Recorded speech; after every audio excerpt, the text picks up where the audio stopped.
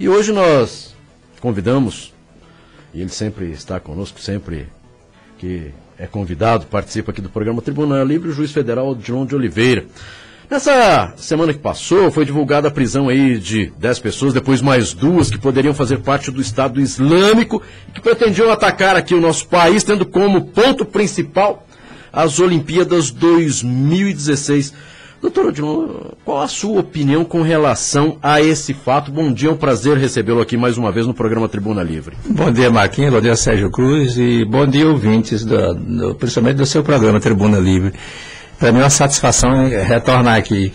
Bom, essas pessoas foram presas, né, recentemente. O mundo tem alguns tipos de terrorismo. O terrorismo que efetivamente aterroriza o mundo inteiro chama-se terrorismo islâmico, que não tem nada a ver com a religião islâmica. São pessoas fundamentalistas que fazem uma interpretação equivocada do Alcorão. E esse terrorismo fundamentalista islâmico, ele procura transformar o mundo, digamos assim, numa república completamente islâmica, em que o poder político se confunde com questões religiosas. E, no mínimo, esse tipo de terrorismo fundamentalista quer, se não conseguir transformar o mundo numa república islâmica, ele quer que os costumes do Oriente não se confundam, não se misturem com o costume do Ocidente, que o costume do Ocidente para esse tipo de terrorismo é um costume muito pecaminoso. Sim. E no Brasil, o Brasil está vivendo agora uma fase muito crítica. Há um corpo de segurança muito forte, muito sério, muito bem treinado, mas o problema é que o terrorismo ele não tem cara, ele pode ter uma sombra. E a cara só vem depois, não se sabe o momento da atuação, não se sabe exatamente o local da atuação. Então o Brasil está vivendo uma fase de alto risco, eu tenho essa convicção. E o Brasil não tem esse tipo de terrorismo, isto é, não existe no Brasil assentado nenhuma célula já perfeitamente comprovado é o terrorismo islâmico. Mas isso não importa. O que importa é que o terrorismo islâmico, ele procura suas vítimas exatamente, seus alvos, exatamente onde os alvos se encontram. E o risco aumenta aqui no Brasil porque um ataque, por exemplo, a um alvo dos Estados Unidos, nos Estados Unidos, é muito mais difícil do que um alvo deslocado para um outro país como é o Brasil, que o Brasil não tem uma cultura sobre terrorismo, uma doutrina sobre terrorismo. Tanto que uma lei muito mal feita sobre terrorismo foi editada recentemente. Então o Brasil não tinha esse costume. Isso dificulta efetivamente o trabalho das autoridades. Agora, doutor Odilon, claro, é sempre bom esse bate-papo com o senhor, porque se discute quase tudo. Guerra do poder no Paraguai, no nosso país vizinho, né? Isso afeta o Brasil de alguma maneira? E qual é a preocupação que nós precisamos ter com relação a isso? Afetar o Brasil, a situação do Paraguai afeta com guerra ou sem guerra. Mas a situação do Paraguai é uma situação de guerra que vai permanecer. Porque ali é uma disputa por espaço. Tem mercado para todo mundo, mas no caso do tráfico, a intenção mesmo do traficante, do grande traficante, de determinados grupos, é a dominação do mercado. Porque o mercado de droga hoje em dia no mundo é o que mais rende com facilidade. Então, as drogas vêm do Paraguai, já afeta o Brasil. Metade da violência que acontece no Brasil tem relacionamento com as drogas. Sim. E essa violência afeta também o Brasil em razão de que a maior parte dos traficantes, ou todos os traficantes que dominam esse mercado no Paraguai são brasileiros. O Brasil exporta traficantes para o Paraguai como exporta jogador de futebol. E essa guerra vai continuar. Agora a gente tem o PCC que está no comando, praticamente no comando, né, depois da eliminação do Jorge Rafati. E não significa ainda que o PCC não vai encontrar resistência, vai encontrar resistência, muita resistência, e vão ser travadas guerras ainda. Doutor, a gente fala tudo isso, a continuidade da guerra, não tem o que o governo, o que as autoridades podem oferecer em termos de, essa guerra vai acabar um dia, né? Tem alguma proposta, algum projeto, né, para que o Brasil encare isso com uma efetiva disposição em acabar com essa guerra?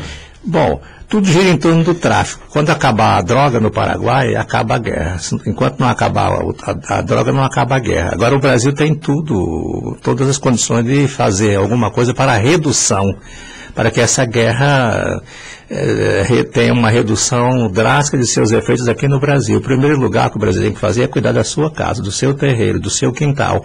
Esse quintal chama-se fronteira. E o Brasil despreza completamente as fronteiras, é uma coisa secundária para o Brasil, pelo que se percebe pelo acompanhamento que a gente faz na fronteira há mais de 3 décadas. O Brasil tem apenas 13% do seu contingente de policiais federais na faixa de fronteira, toda a sua faixa de fronteira, que mede exatamente 29% do território nacional. A lógica, eu repito, recomenda que teria que ter pelo menos a mesma proporção de policiais federais, isto é, 29% do seu contingente, e não acontece isso. Agora tem vários projetos bonitos, bons, e projetos sérios. Tem o CISFRON, por exemplo, que está à cargo do Exército, que é uma instituição séria, e está desenvolvendo esse projeto, só que o dinheiro é pingado. Então, o Brasil... A dificuldade. O Brasil destinou 12 bilhões de reais para a implantação e a execução do CISFRON, que é um sistema integrado de monitoramento de fronteira. Esse vai retratar toda a fronteira quando for efetivamente montado, e o Brasil vai ter toda a movimentação da fronteira aos olhos. Agora, acontece que o Brasil marcou um prazo de 10 anos para concluir. 10 anos é muita coisa. Esse projeto se baseia principalmente em tecnologia avançadíssima. E a tecnologia, ela muda muito. O celular que a gente usa hoje, daqui a 6 meses não presta mais. Então a mesma coisa acontece com o CISFRON. O Exército tem capacidade, tem condições para implantar isso antes, mas cadê o dinheiro que a União não dá? Nós estamos conversando com o juiz federal, doutor Odilon de Oliveira. Doutor Odilon, combater o crime organizado e o tráfico de drogas não é uma missão muito fácil, né? Mas as pessoas envolvidas com esse tipo de crime já estão sentindo no bolso, uma vez que muitos bens são apreendidos, ficam indisponíveis. Isso ajuda a acabar ou diminuir com essas pessoas que participam desse tipo de crime? Ajuda a reduzir. Aliás, existem 2 caminhos para se combater o crime organizado. O primeiro caminho é o confisco de bens. Tem que se meter a mão no bolso desses vagabundos e retirar tudo que tem. E o segundo caminho é a aplicação da pena e a prisão das pessoas. Só que no Brasil nós temos um sistema prisional muito doente, materialmente doente. A estrutura é doente, é pouca gente para trabalhar. E o sujeito vai preso e fica comandando o crime de dentro da prisão. E comendo as custas do Estado com segurança do Estado. Então a solução mesmo é surrupiar, tirar os bens. Se for homem, desculpe a expressão, deixa só de cueca no meio da rua. E se for mulher...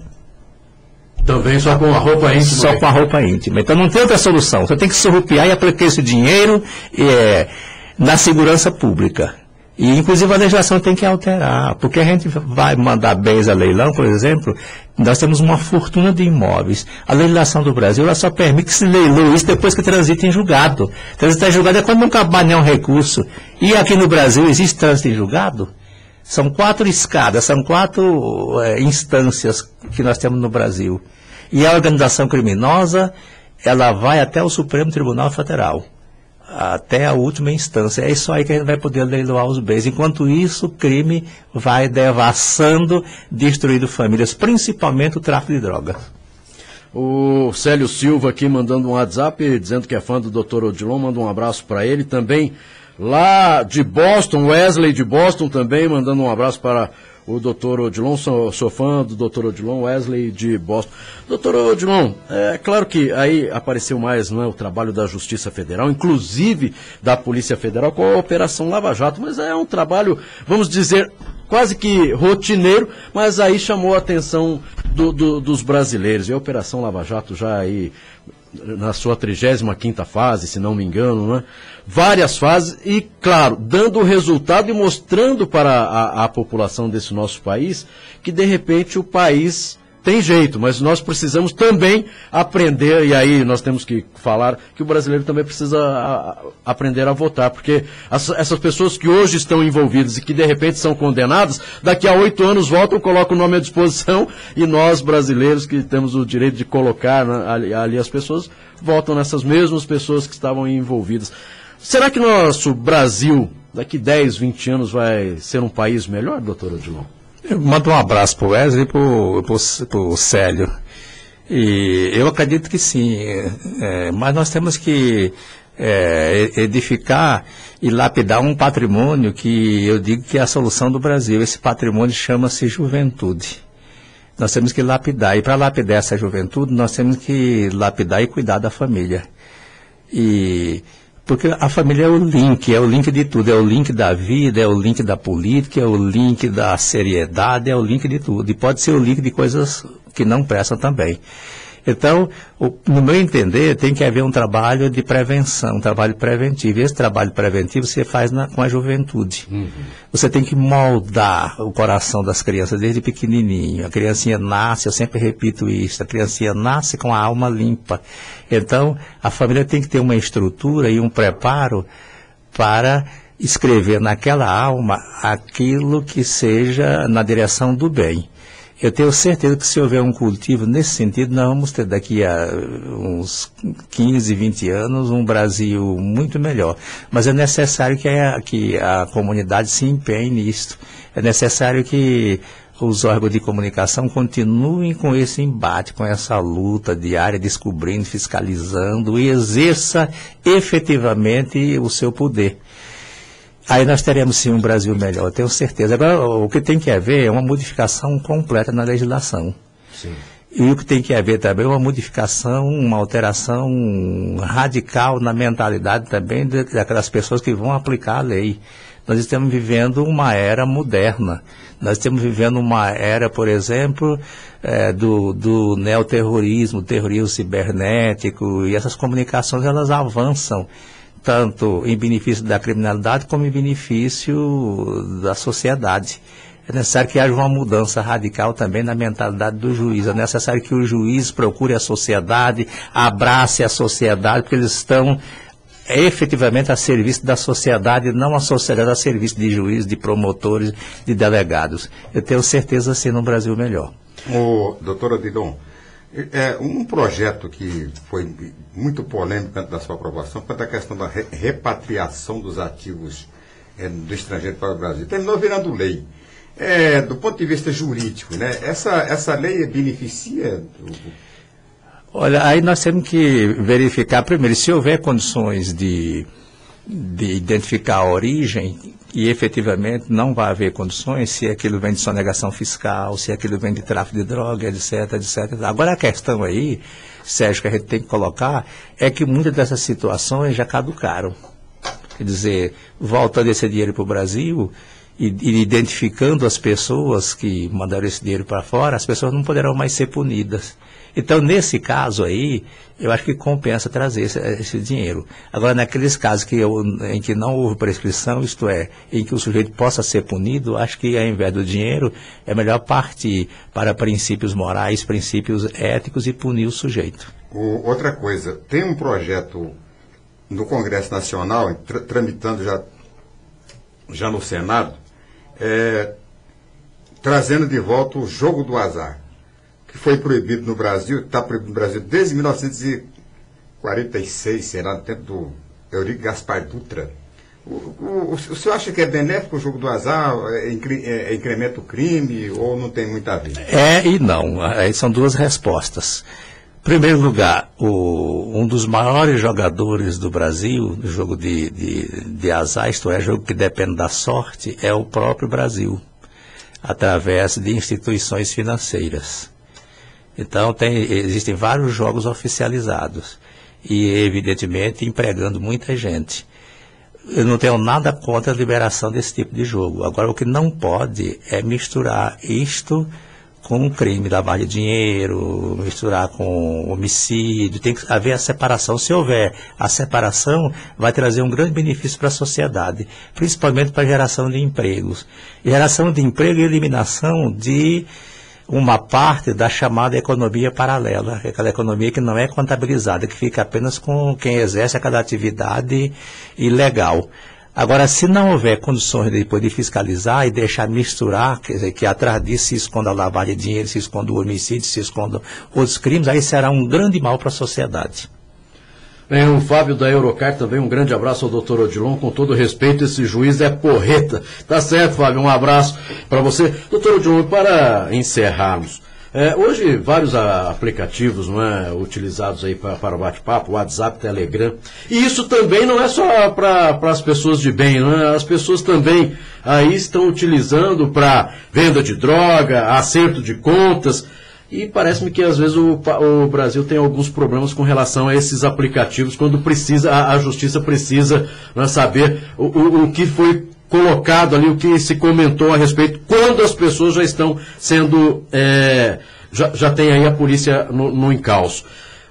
Qual a avaliação que o senhor faz com relação a isso, já que a maioria está em outro país e também com leis diferentes? Um abraço para o Fábio. Bom, isso aí tem sido uma luta, gerado uma luta muito grande. Eu mesmo já determinei várias vezes que esse aplicativo disponibilize códigos para a Polícia Federal, mas não tem jeito. Não se cumprem as ordens. Agora, a legislação brasileira, ela obriga que todas essas empresas, elas disponibilizem e colaborem com a legislação e cumpram a legislação brasileira. Então, a lei determina que todos aqueles dados desse aplicativo WhatsApp, eles sejam conservados durante 6 meses, tem que ficar armazenados, exatamente para atender às requisições do Poder Judiciário, e não acontece isso.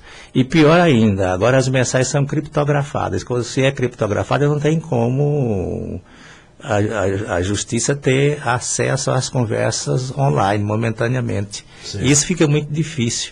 Então, na verdade, acredito eu que o Brasil teria que tomar uma posição, isto é, a própria União Federal teria que obrigar essa empresa a se ajustar às leis brasileiras, ou então não permitir que funcione no nosso país. Porque o crime organizado, principalmente o tráfico de droga está usando praticamente só esse aplicativo. E como é que você tem acesso a isso? Aí fica difícil. A sociedade tem que decidir o que vai fazer, deixa ou não deixa.